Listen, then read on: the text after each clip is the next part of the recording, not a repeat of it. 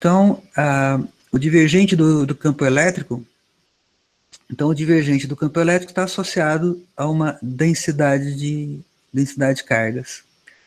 E em eletrostática é quando não tem nada dinâmico, nada varia no tempo. A única forma de haver campo elétrico é tendo carga elétrica.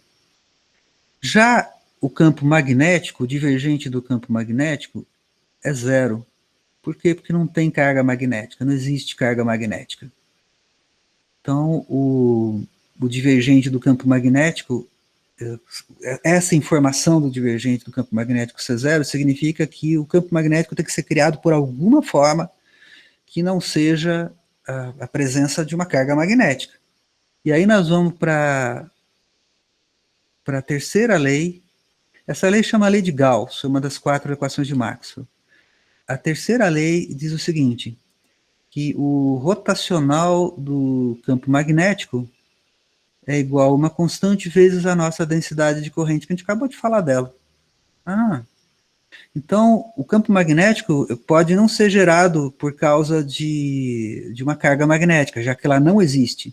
Mas ele pode existir se existir uma densidade de corrente, ou seja, cargas em movimento. Se houver cargas em movimento, há um campo magnético. Isso é interessante, essa forma aqui. Isso aqui é chamado lei de Ampère. E a forma completa dela envolve um segundo termo, que é 1 sobre a velocidade da luz ao quadrado, derivada do campo elétrico no tempo. E aí, quando a gente escreve a equação do rotacional, do B, aparece pela primeira vez uma derivada temporal. Essa aqui é chamada lei de Ampère. Quando a gente coloca esse termo junto, que é a forma completa dela, que é quando o campo elétrico varia no tempo, a gente tem uma forma chamada lei de Ampère-Maxwell, que é esse formato aqui.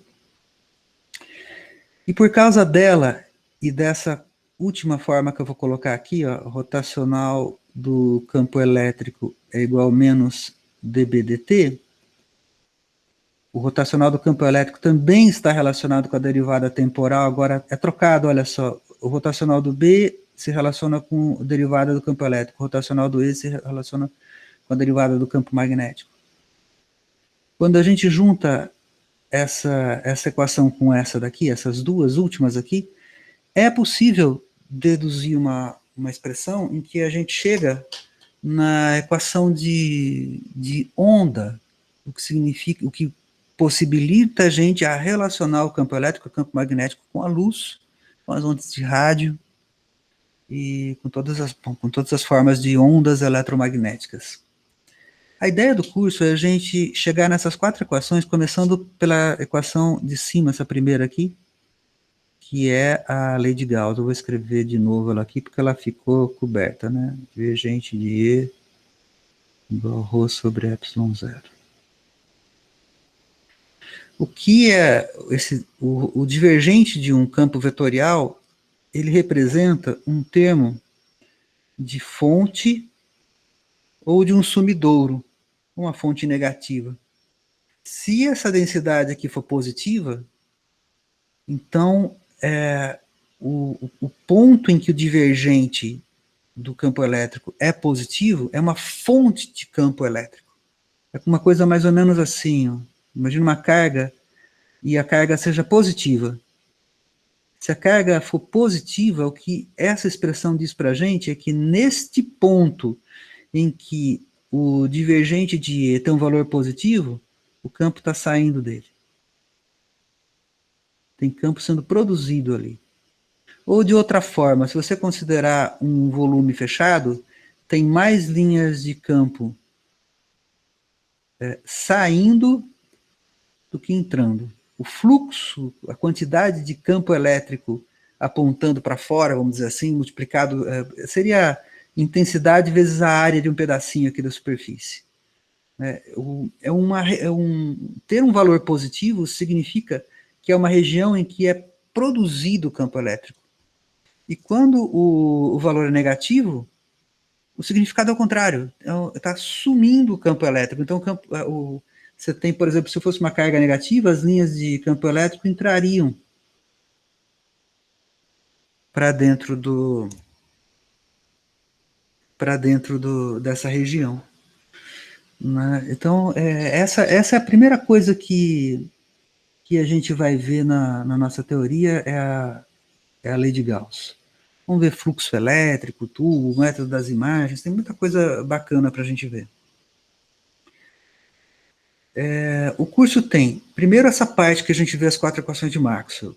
Depois, e quando a gente vai vendo isso, a gente vai vendo uma teoria que é auxiliar para calcular os campos elétrico e magnético. O campo elétrico e o campo magnético tem uma importância, a parte mais importante do eletromagnetismo é a conceituação do campo elétrico e do campo magnético. Tá? A aula 1, que está no vídeo, está tudo no YouTube. Tá tudo, no Moodle tem os links para o YouTube para você ver. O campo elétrico e o campo magnético são as entidades mais importantes, porque são eles que estão relacionados com a força sobre uma carga elétrica. A força sobre uma carga elétrica Q é campo elétrico vezes a carga, mais carga vezes produto vetorial da velocidade da carga com o campo magnético. Qual a importância do campo elétrico e do campo magnético dizerem respeito à força? Que a força dá para você observar. Tem outras grandezas que não são diretamente observáveis. Até o próprio conceito de potencial elétrico, ele deixa, assim, o sentido dele é difícil da gente, é mais difícil da gente generalizar quando está em eletrodinâmica. Vocês vão ver isso, o problema do potencial não deixar de ser conservativo quando você tem o rotacional do campo elétrico não for nulo mais. Porque nós vamos ter essa situação aqui, ó, tem situações que o rotacional do campo elétrico não é nulo. Potencial vetor, tem várias outras grandezas que nós vamos estudar, que são auxiliares para calcular os campos E e B, mas o fato dos campos elétrico e magnético poderem ser observados experimentalmente, confere esses dois valores aqui uma importância maior. Então, nós vamos ver muita coisa no curso de eletromagnetismo, mas sempre focado no problema em chegar nos valores dos campos elétrico e magnético, no vácuo e dentro dos materiais. Nos materiais isolantes, que a gente chama de dielétricos, e nos materiais condutores e nos materiais magnéticos. São os materiais diamagnéticos, ferromagnéticos e os paramagnéticos. Tem outros materiais também, mas esses são as categorias, vamos dizer assim, mais importantes que a gente vai ver de materiais magnéticos. Então, esse, grosso modo, é o alcance do curso. Durante o curso, eu procuro. Agora, uma coisa importante. Se alguém não está. Se alguém parou, está vendo o WhatsApp, presta atenção agora. Parte importante. Tem a ver com avaliação, sabe? Ok. É o seguinte. O tipo de avaliação que eu faço, eu peço bastante texto para vocês. Procurando evocar situações práticas. Então, primeiro, antes de falar de avaliação, eu vou falar do que são situações práticas. Né? Situação prática, por exemplo, você pega logo no primeiro módulo, eu vou colocar um problema para vocês, que é de uma empresa fabrica um respirador para colocar no mercado por causa da emergência da Covid-19. Aí, constrói o respirador, ele tem que atender a uma norma que acho que é a CISPER 11, que eu peço ali. Não, uma norma de descarga eletrostática. Ele tem que atender uma norma ABNT IEC 61.000-4-2, tem que atender essa norma. Aí eu dou para o cidadão, eu dou para o sujeito, você, caso, o link da Unicamp onde encontrar a norma. Você vai ter acesso à norma. E eu explico que é o seguinte, o cara faz um teste na fábrica, o equipamento passa. O cara faz, aí ele vai fazer o teste no laboratório certificado pelo Inmetro e o equipamento não passa. E aí eu explico condições ambientais, como é que foi num dia, como é que foi no outro. O que tinha de diferente num dia e no outro. Porque o equipamento era idêntico, ele foi colocado e foi numa situação, e a gente vai assumir que, para simplificar a argumentação, é claro que isso é sempre uma hipótese possível, que no transporte tenha danificado alguma coisa, que seja outro equipamento, enfim, mas nós vamos deixar essas hipóteses de lado e vamos assumir que isso já foi investigado e que o equipamento estava nas mesmas condições, o equipamento apresentava nos 2 dias. O que estava diferente era o clima.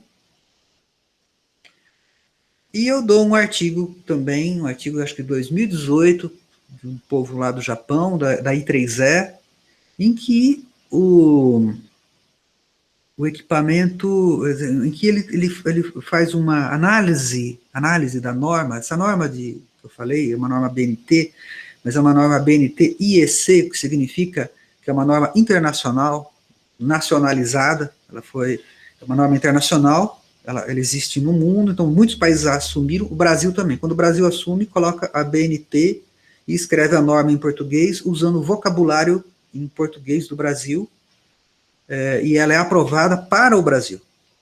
É a mesma norma, mas ela é aprovada para o Brasil. Tem toda uma explicação, nas aulas de vídeo tem essas explicações. Sua tarefa, caso você queira aceitá-la, é impossível, né? 5 segundos para você responder. Sua tarefa será analisar o problema à luz do que os japoneses descobriram sobre essa norma, respeitando aspectos éticos, e escrever uma carta, se você for engenheiro, é o que você vai ter que fazer,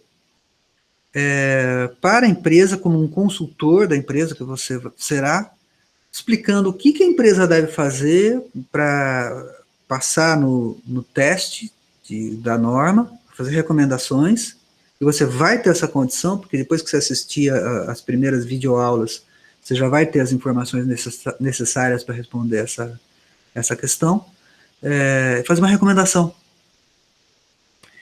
E uma carta que você vai ter que escrever. Então, na carta, como é que... Você percebe? Não é só fazer conta.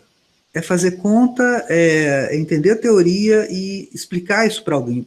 Uma coisa que eu descobri foi o seguinte, eu fiz física, eu sou físico, e estudo bastante questões de engenharia. Então, por exemplo, compatibilidade eletromagnética é uma coisa que eu estudo muito.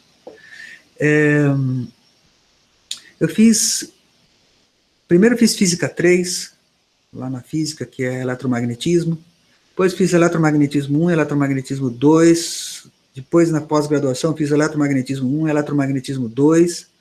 Mas eu só fui aprender eletromagnetismo mesmo quando eu comecei a dar aula. Eu passei em todas essas disciplinas, passei com nota boa, mas a coisa só pegou quando eu comecei a explicar para os outros, sabe, com texto, falando, que eu tive o domínio do assunto. O domínio do assunto, aquela coisa assim que você realmente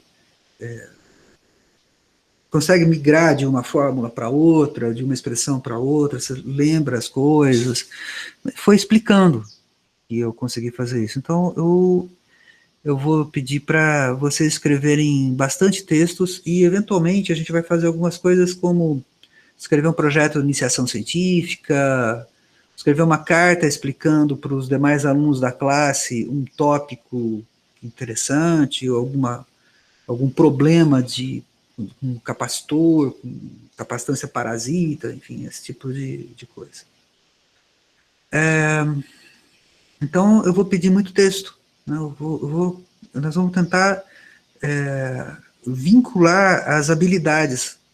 E eu vou procurar ser um pouco interdisciplinar também, à medida que a gente consegue usar a teoria eletromagnética em muitas áreas, então a gente consegue um pouco navegar em assuntos correlatos. Dá, por exemplo, para a gente comparar a força da gravidade com a força elétrica, porque ambas são proporcionais ao produto das cargas e ambas são inversamente proporcionais à distância. E a relação entre a força e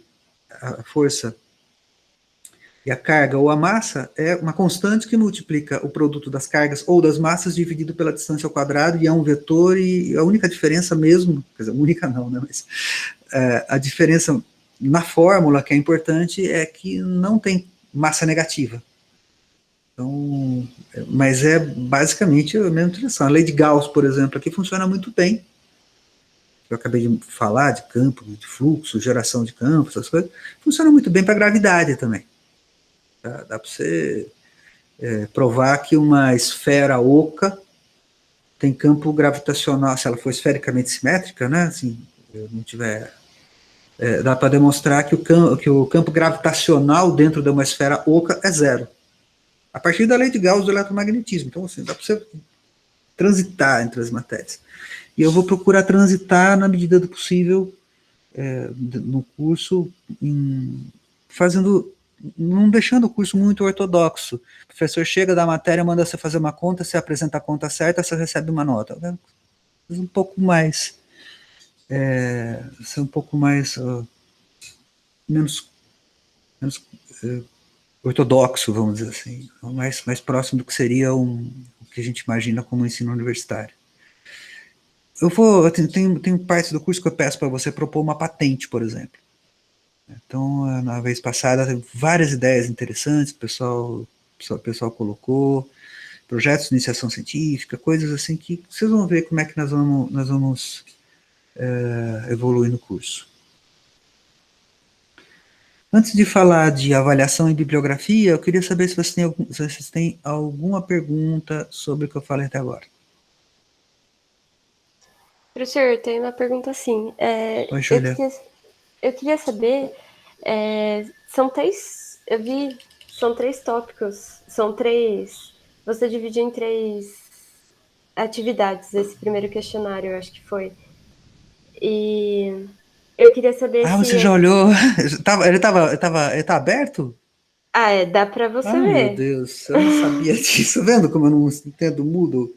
Eu já joguei ali, era para ficar aberto a partir de 1º de outubro, puxa vida. Não. Aí eu consigo ver o texto, mas eu não consigo fazer ele ainda. Tá Ele só bom. vai ficar aberto. Ele fala que abre hoje, na verdade. Um deles abre hoje. Isso. Eu acho que eu... Não, eu mudei isso.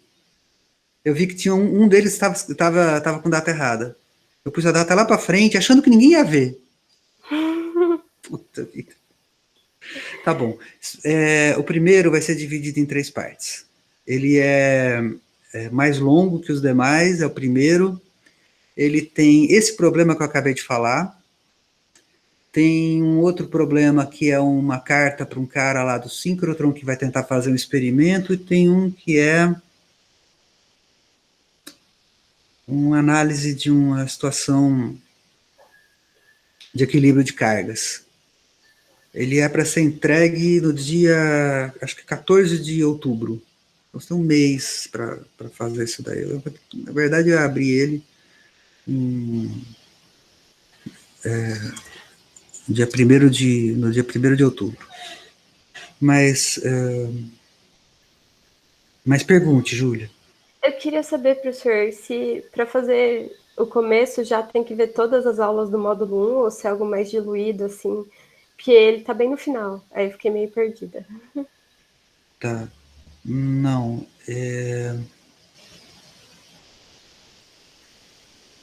Eu achei que não estava aberto, sabe, Júlia? Porque esse tipo de informação eu tenho que passar para vocês. A hora certa de você olhar o problema. Desculpa, Então, professor. não, é que na vez anterior eu achei que Na vez anterior eu ia subindo os problemas conforme eu ia dando as aulas, porque o primeiro semestre foi muito difícil para a gente. Eu tinha que produzir as aulas, produzir o material, corrigir as provas, então foi muito sacrificado, foi difícil para a gente fazer. Já esse segundo semestre tem muito material pronto. E só que teve essa novidade. Respondendo a sua pergunta, por exemplo, essa primeira parte primeira questão, basicamente você tem que ver acho que 2 ou 3 primeiras aulas. Esse problema que é a parte 1. A parte 1 você tem que ver 1 ou 2 aulas, bem no comecinho você já consegue fazer esse. O problema do equilíbrio de cargas, que eu acho que é a parte 3, esse você precisaria ir um pouco adiante, talvez a aula 5 ou 6, mais ou menos. Não dá, eu vou fazer o seguinte, eu vou entrar no Moodle e vou reorganizar isso daí, sabendo agora que vocês estão vendo. Tá bom, Quem olhou o professor. Moodle ontem à noite deve ter tomado um susto, então, porque teve uma hora que dobrou a quantidade de conteúdo. Não, eu só fui ver agora que o senhor falou que tinha coisa no Tá, Moodle. tá certo. Então, obrigado e avisar. Então, a gente vai evoluindo. As videoaulas, elas têm durações variadas, tá? Elas têm durações variadas. Eu programei o curso para acontecer em 16 aulas, tomando por base, principalmente, a duração das videoaulas. Então, é mais ou menos eu tô prevendo, na primeira videoaula, que é a semana que vem, essa aula com conteúdo mesmo, fazer corresponder a uma certa quantidade de vídeos. Tá? Então, a gente assiste a aula, tem uma quantidade de vídeos que é correspondente. No caso, deixa eu pegar aqui, o conteúdo da primeira videoaula são os vídeos, 1.0, que é o que tem que assistir mesmo, 1.1, 1.2 e 1.3. Esse é o conteúdo para a aula do dia 24. É melhor até se você puder ver antes, mas é disso que eu vou falar no dia 24. Tá bom, professor. E aí a gente vai... Eu tenho tudo... A minha tela aqui tem a minha programação, né? Como é que eu vou... Então, por exemplo, depois para a aula do dia 1º de outubro vai até a aula 7. O módulo deve acabar na aula do dia 8 de outubro. Tá Tá bom? certo, professor. Muito obrigada. Imagina. Tá, então, mais alguma questão? Eu tenho uma dúvida, professor. Claro. É sobre essa questão das datas. Como a Júlia comentou, a gente consegue ver todos os módulos, todas as aulas, tem É. link para tudo. A gente vai ter algum calendário, coisa do tipo de que a videoaula a gente deve assistir para cada aula? Eu estou considerando essa possibilidade, Daniel. Eu estou apenas... que eu tenho um calendário com tudo marcado. Deixa eu ver aqui. Eu tenho o meu calendário aqui, mas eu tenho um pouco de receio para ver se eu vou conseguir atrás da minha cabeça, né? Então deixa eu pegar um menor. Vocês conseguem ler ou não? Sim, Muito pequeno? dá para ler, sim. Tá. Então tem aí, né, o conteúdo, né? Essa numeração aqui é a numeração das aulas. Esse percentual aqui da frente é quanto de matéria a gente terá cumprido até esse ponto, né? Então eu tenho essa orientação. Eu estou usando ela para mim, por enquanto. Eu queria ganhar um pouco de confiança para poder passar isso para vocês. Mas, normalmente, o que eu pensei fazer, né? Conforme eu vou dando as aulas, eu vou dizendo o que é que você tem que estudar. Tá certo. O problema, o curso está organizado não em aulas, mas em módulos. Então, cada módulo... tudo bem, Daniel? Podemos... Alguém tem mais alguma dúvida? O Daniel tá respondi a tua pergunta? Sim, está respondido. Tá. Bom, vamos falar da avaliação. O curso está organizado em módulos. Eles são 7, ele é composto de 7 módulos. O último módulo, ele é sobre materiais magnéticos. E para esse módulo, como ele é na última semana, e em todos os outros módulos a gente terá tido um tempo de amadurecimento da matéria. Todos os outros módulos, eles são assim, você termina o módulo, depois de um tempo tem um prazo para você entregar um questionário. Às vezes o questionário é dividido em 3 partes, como o primeiro que eu estou bolando dessa forma. Tem um questionário. Esse questionário, ele é para nota, né? Você tem um prazo para você colocar, você preenche o questionário, são esses formatos, ele tem a ver com o módulo anterior, e aí você preenche, tem uma data lá para entregar, depois daí logo, assim, em seguida eu corrijo. Talvez do quinto para frente eu dei um pouquinho de atraso na correção para ninguém achar que passou antes da hora. Eu conheço bem essa história, muito bem essa história. O sujeito acha que já tem nota, vai dar atenção para outras matérias, então, assim, no começo eu vou procurar entregar as notas bem rápido, mas no finzinho eu vou dar uma seguradinha de leve, não muito, só para criar um frisson. Então, a nota é a média dos 6 primeiros questionários. O 7º serve como substitutivo. Então, você pode fazer o 7º sobre materiais magnéticos e usar essa nota para substituir a pior nota, que você tiver. Por que eu fiz isso? Porque é um questionário que não está sendo dado nas mesmas condições dos demais. Ele não tem muito tempo para você amadurecer a ideia, ele é dado na última semana, com pouco tempo para você estudar, com pouco tempo para você entender e fazer. Então eu coloquei ele como opcional e valendo, né? Valendo como substitutiva da pior nota. Então a nota final é a média aritmética das 6 melhores notas, ou das 6 primeiras notas, substituída pela... Você fizer o último... Os 6 primeiros são obrigatórios. Então é a nota dos 6 primeiros, e se você fizer o 7º, as 6 melhores notas. Essa é a média. Média mínima, 5. Se você tirar 5.0, você passou. Se não, tem o exame. O exame, inclusive, eu coloquei o exame do semestre passado, tá no Moodle. Você dá uma olhada cara do exame, assim, para você ver como é que é. Aí você faz o exame e bom, claro, aí fica a média a média final é a média entre a nota do exame e a média original que você teve. Se você tiver, sei lá, 4,5, você precisa de 5,5 no exame. Tá bom? Dúvidas sobre o critério de avaliação?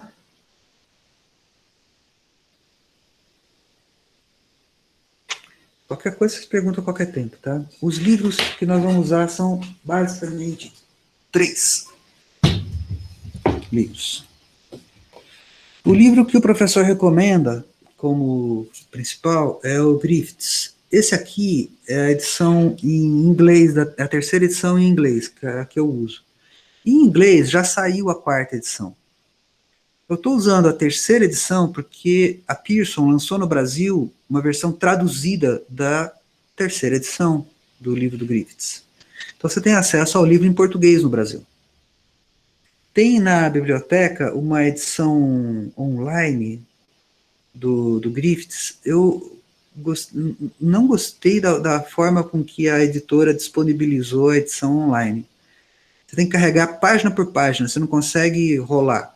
Você não consegue folhear o livro. Você tem acesso à informação, mas você tem que ter paciência, porque não é um software user-friendly. Tá? Ele é bem chatinho de usar para fazer a leitura. Mas tem na biblioteca, na forma online. Tá? Então, isso tudo tem no Moodle também. Eu recomendo esse. Por que eu recomendo esse? Né? o Griffiths, ele é o David Griffiths é um cara que ele não só escreveu esse livro, como ele escreve muitos artigos científicos para professores. Ele discute assuntos no American Journal of Physics, de eletromagnetismo. Então, ele é um autor que você vê pela profundidade do livro. Ele é um livro que toca em assuntos que muitos livros não tocam. Tem coisas aqui, você vai encontrar coisas aqui que você não encontra em outros lugares. E é pena que a gente não tenha a 4ª edição em português. Mas eu uso conteúdo, não só desse livro, mas de muitos outros livros, inclusive livro de pós-graduação, eu uso para dar as aulas para vocês, para fazer os vídeos. Mas, assim, eu acho esse livro aqui o melhor para o nosso curso. Ele é bastante completo. Infelizmente não é o mais completo, mas é bastante completo. Tem coisas, esse aqui, por exemplo, vocês vão ver o Sheng, tem uma parte de antenas para o nosso curso, esse aqui é bem completo. Para quem interessa, esse aqui é bem completo. Para o curso de engenharia elétrica, esse aqui tem mais conteúdo. Esse é o Sheng, é outro livro que eu recomendo também. Qual a diferença do Sheng com o Griffiths? O Sheng é mais direto. Ele vai na matemática e ele desenvolve, a impressão que eu tenho dele, ele desenvolve mais rápido. Mas o Griffiths discute os assuntos de uma maneira mais profunda, mais completa. Esse aqui ele é mais completo para o curso de engenharia. Tipo, você vai comprar um livro, esse aqui tem uma parte de antenas muito bacana que você não encontra em outros livros. No finzinho. Que interessa para EE 540, 521, nós não vamos chegar nesse ponto. Esse aqui, ele tem toda a matéria, e o Griffiths também tem toda a matéria. Ele tem toda a matéria, mas ele eu tenho uma visão de que a discussão do Griffiths é mais completa, mais profunda. E esse aqui, esse livro aqui, eita, ele é verde, vai pegar o chroma key, mas tudo bem. Esse livro aqui é do Eduardo Purcell, Electricity and Magnetism. Ele tem traduzido, a segunda edição dele está traduzida, mas é uma edição de 1972, imagina. E o Purcell é um prêmio Nobel, é um cara que tem uma visão muito profunda. Esse livro ele faz coisas que você não encontra em outro lugar. Então, quando a gente fala de campo elétrico e campo magnético, a gente dá a impressão de que nós estamos falando de duas entidades diferentes, que de fato são. Né? Tanto que você expressa equações relacionando as duas quantidades. O Purcell, ele aborda a questão do campo magnético como é um fato experimental, mas ele relaciona a existência do campo magnético com a teoria da relatividade. Como é que ele faz isso? A teoria da relatividade de Einstein, ela diz o seguinte, são dois postulados. Primeiro, as leis da física são as mesmas em todos os referenciais. É isso. Segundo, a velocidade da luz medida em qualquer referencial inercial é sempre a mesma. E é 299.792.458 metros por segundo. Essa é a velocidade da luz. A partir do ano passado, a partir de maio do ano passado, tem no vídeo, esse valor passou a ser exato. A velocidade da luz passou a ser um dos valores padrão do Sistema Internacional de Medidas. Hoje o metro é medido a partir da velocidade da luz. Da velocidade da luz e do tempo de transição, da transição hiperfina do átomo de césio numa certa condição, num certo isótopo do átomo de césio. Então, hoje esse valor da velocidade da luz é exato. 299.792.458 metros por segundo é exato. E esse é o mesmo valor medido em todos os referenciais. Então são dois postulados. A velocidade da luz é a mesma em todos os referenciais, as leis da física são as mesmas em todos os referenciais. Para que isso aconteça, a gente tem que sair da relatividade de Galileu e ir para a relatividade de Einstein. E o fato da velocidade da luz ser a mesma em todos os referenciais causa um problema, porque se uma pessoa estiver em movimento em relação à outra, as duas vão ter que medir o mesmo fóton, a mesma velocidade. Parou para pensar? Então, tem dois referenciais, um em movimento em relação ao outro. Aí passa um fóton aqui. tá? Passa um fóton aqui. Os dois vão dizer que o fóton viaja em relação a cada um deles a 2,99792,458 metros por segundo. Não dá, isso em Galileu não dá. Então, na relatividade, o que tem que acontecer? Tem que haver uma contração do espaço e uma dilatação do tempo. Então, esses fenômenos acontecem e você tem uma contração quando você tem uma contração do espaço, os objetos eles ficam menores na direção do movimento. E o tempo passa mais devagar para quem está em movimento em relação ao observador parado. Então tem uma diferença de tempo quando você está em movimento. Isso causa, tem como consequência que, por exemplo, a densidade de carga que a gente falou antes seja modificada dependendo do referencial, que causa uma modificação no campo elétrico. E o que esse livro do Purcell faz, e eu faço isso na aula 5.1 ou 5.2, eu faço isso acho que na aula 5.2, eu mostro que o campo magnético tem que existir num mundo em que a teoria da relatividade é baseada na teoria de Einstein, que por sua vez é baseada nas transformações de Lorentz, que é anterior à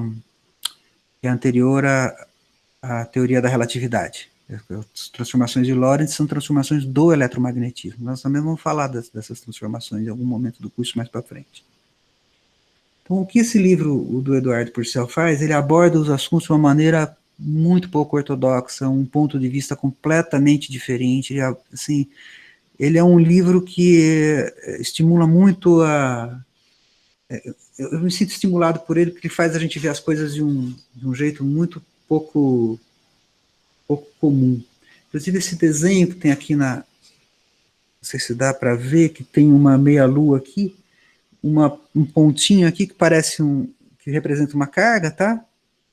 Linhas retas saindo desse pontinho, depois um negócio aqui circular e as linhas continuam para o lado de lá. Não sei se dá para ver, porque está muito ruim aí por causa do chroma key. Dá para ver? Ou, melhor, vamos trocar de câmera. Tá aí, agora dá para ver. Esse pontinho aqui é um pontinho em movimento. E esse aqui é o campo elétrico desse ponto em movimento. Tá? Esse ponto está em movimento para lá. E isso aqui, olha, que você está vendo, é uma frente de onda causada por uma partícula que em algum momento entrou em movimento. Provavelmente ela estaria parada nesse ponto aqui. Ela entra em movimento, acelera um pouco, vai para lá, e isso tudo é explicado no Purcell a partir de um modelo que é basicamente um modelo gráfico. Basicamente um modelo gráfico. Que eu vi essa dedução, essa demonstração de que uma partícula que acelera gera uma onda. Isso aqui nada mais é, deixa eu voltar na imagem aqui. Isso aqui nada mais é do que uma partícula que estava parada, acelerou e entrou em movimento uniforme. Na hora que ela acelerou, ela gerou essa onda aqui, tá vendo? Isso aqui, esse desenho é usado na explicação de por que é que uma partícula acelerada gera um campo eletromagnético. Isso aqui é um campo elétrico, isso aqui são linhas de campo elétrico, mas o campo é eletromagnético. Nessa região tem um pulso magnético junto. Eu só vi isso nesse livro e numa aula do professor Walter Levin, do MIT. Ele não está mais no MIT, mas quando ele estava no MIT, ele deu essa aula lá. Isso tem na internet. Inclusive, eu coloco a referência no Moodle, tem o link para as aulas do professor Levin. São as aulas do curso de... Bom, eu não sei que curso que é. O curso dele, é um curso que chama Campos e Ondas, acho que chama o curso dele lá no MIT.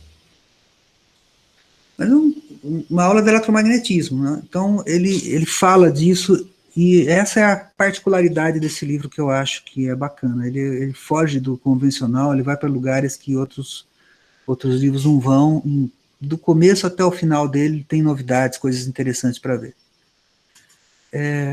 Eu sei que o livro The Feynman Lectures on Physics. Eu vou falar muito desse livro durante o curso. Deixa eu colocar aqui a referência, isso aqui, ó.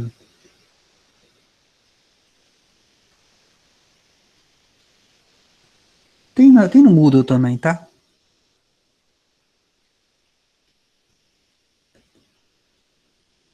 É do Richard Feynman, né? Richard Feynman, Layton e... Puxa, fugiu o nome do terceiro autor, são 3 autores. Feynman Lectures on Physics é um livro que eu uso muito. E o que ele tem em comum, além de ser prêmio Nobel junto com o Purcell, é que esses livros foram escritos na década de 60, tanto o livro Eletricidade e Magnetismo do Purcell, quanto as Lectures on Physics. Feynman Lectures on Physics foram escritos na década de 60. Uma vez eu ouvi um comentário que, não sei se é a cultura urbana, essas coisas que a gente ouve, né? De que isso fazia parte do esforço americano para competir com os russos na Guerra Fria. Não sei. Os russos, eles tinham uma formação em física e matemática melhor que a dos americanos, e os americanos quiseram compensar isso com um esforço em várias frentes, né? Inclusive na corrida espacial, essas coisas, para melhorar a qualidade dos cursos de engenharia, de física, de tecnologia nos Estados Unidos. Então eles eu falo para vocês, eu não sei se é cultura urbana, porque essas coisas a gente ouve em algum momento da vida, alguém conta para você, eu estou contando aqui para vocês, mas deve ter alguma referência em algum lugar para explicar essa história. De um esforço que prêmios Nobel são convidados a escrever coleções de livros, assim como Landau, por exemplo, que é um russo, escreveu, também prêmio Nobel, escreveu a coleção de física dele, que leva o nome dele, são vários livros que são usados como livros didáticos. Tá bom, gente?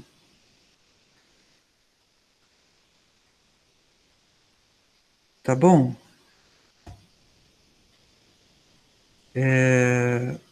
Alguma pergunta? Isso que eu queria falar para vocês hoje, então, são as linhas gerais do curso, das aulas que eu vou dar para vocês. O conteúdo está no Moodle.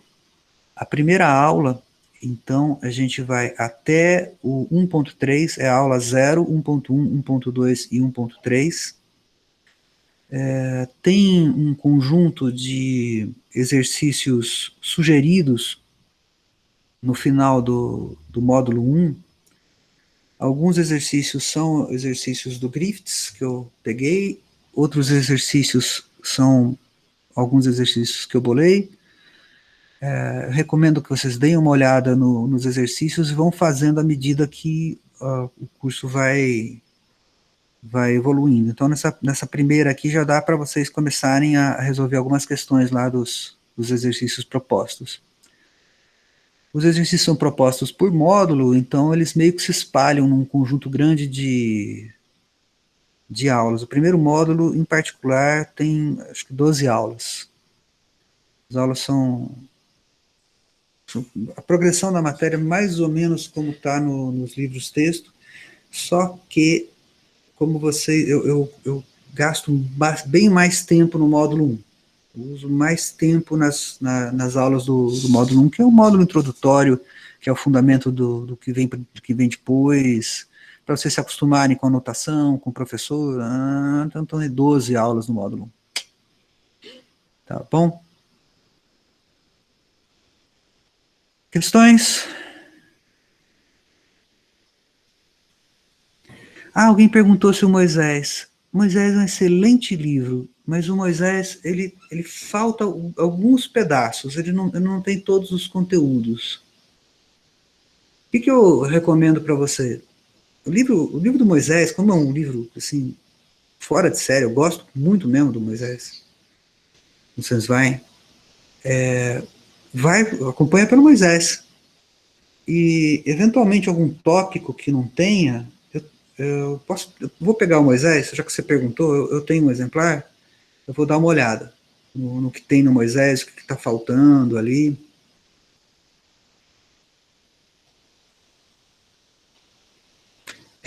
Assim, de memória eu lembro que tem algumas coisas que faltam no Moisés, que nós vamos, que tem no Griffiths, que tem no Sheng, mas que ali não tem. De qualquer forma, Moisés tem coisas diferentes também. Por exemplo, na lei se você for acompanhar por lá, o Moisés ele tem uma abordagem da lei de Gauss que eu não costumo dar na disciplina.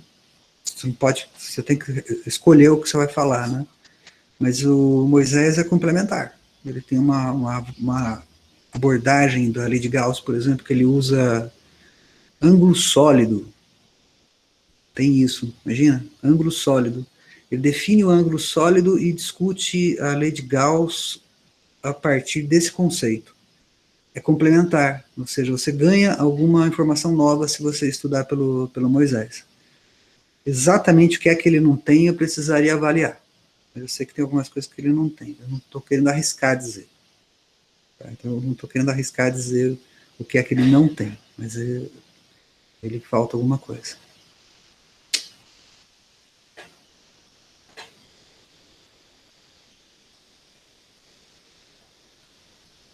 É um bom livro de apoio, sim. É um bom livro de apoio. Quem conhece o livro do Moisés gosta muito. Inclusive, ele tem poucos exercícios, mas são exercícios muito inteligentes. Bons exercícios. De vez em quando, até eu olho ali naqueles exercícios para dar umas ideias. Ele não fica mandando você fazer conta à toa. Ele pega um exercício bom. Mais alguma dúvida, gente? Professor, Oi. os nossos encontros vão ser às quintas, então, aqui no Meet. Sim. Às quintas-feiras, às 10 horas da manhã, nós vamos fazer um encontro semanal. Tá bom? Eu vou discutir a matéria, vou colocar algumas coisas que eu tiver adicionais, tem alguns conteúdos extras que eu quero colocar também. Então, às quintas-feiras, às 10 horas da manhã, a gente se encontra toda semana. Ainda bem que você lembrou, Daniel, de falar para mim. Tá? Você tem algum parente que é professor na Química? Tem o meu avô. Teu avô. Eu cito teu avô nas minhas notas de aula. Eu tenho um colega meu que cursou com vocês mês passado, ele comentou comigo. Pois é. Só para o povo saber o que é um negócio muito bacana, que é o inusitado. Aliás, tem a ver com a primeira questão aqui, que eu vou colocar. É inusitado pelo seguinte, né? As pessoas acham que tudo é descarregado. Carga não tem lugar nenhum. Porra, aí o teu avô, ele estuda um assunto e publica vários artigos, inclusive um na revista da FAPESP, foi o primeiro que me chamou a atenção, mas depois tem outros de teses que ele orientou e tal, que eu li, discute umidade, uma série de coisas, que é uma puta de uma ilusão, uma baita de uma ilusão achar que as coisas são eletricamente neutras. E isso faz uma diferença imensa em eletrônica, porque se você tiver alguma coisa com um pouquinho de carga, você pode ter milhares de volts. Dependendo da situação, você pode ter milhares de volts. E a coisa é muito mais comum as coisas estarem carregadas do que descarregadas. Tá? É esse basicamente o estudo que o professor Gallenbeck faz, e que eu cito nas minhas notas de aula, nas minhas aulas. Enfim. Tá bom, gente? Então, semana que vem, 10 horas da manhã, a gente está aqui de volta, e aí já com matéria. Se tiver alguma pergunta, pode fazer também.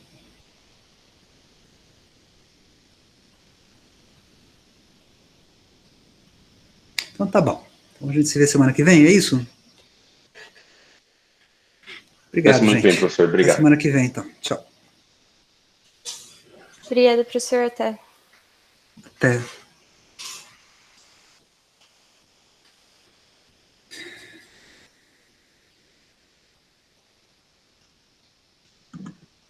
Professor, Oi? só uma dúvida. Eu estava olhando aqui no Moodle e eu vi que o senhor colocou um questionário de acesso, não foi alguma coisa assim? De acesso dos alunos a Esqueci de falar. a gente consegue utilizar ou não. Só que eu sei avisar para o senhor que ele tá para abrir dia 24. Eu não sei se esse é de fato o caso ou se o senhor queria colocar para fechar dia 24, eu não sei. Tá, eu vou mudar isso. Não recebe a notificação. Era para ser aberto hoje e fechar no dia 24. Eu vou abrir hoje e fechar no dia 1º de outubro. Obrigado, Nicole, por avisar. Obrigada, professor. Bom dia. Imagina.